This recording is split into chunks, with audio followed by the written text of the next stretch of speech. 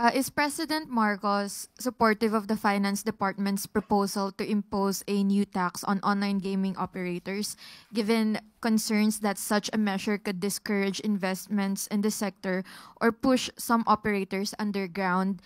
How is the President weighing the potential revenue gains against the possible impact on industry growth and employment?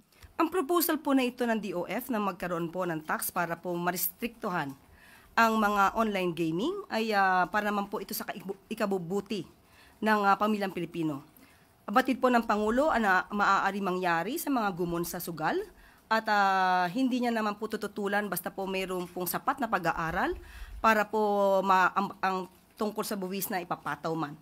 Pero paiigtingin pa po, maliban po dito sa mga online gaming sites na license o lehitimo naman, paiigtingin po lalo ang paglaban sa mga illegitimate o yung mga yung hindi tama or hindi rehistradong mga online gaming sites. Follow up lang po from Sir Dexter of Inquirer.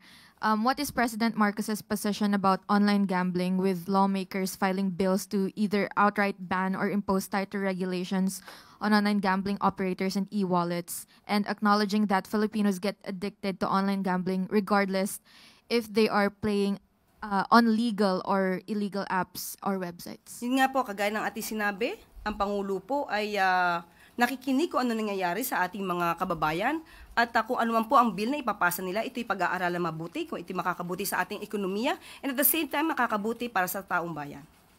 Last po from Sir Dexter, how will the Marcos administration address the issue of online gambling in a health perspective, given addiction is a public health problem? Muli, katulad din sinabi natin, gusto natin limitahan ang itong klaseng mga pagsusugal at mabawasan ang mga gumon sa sugal.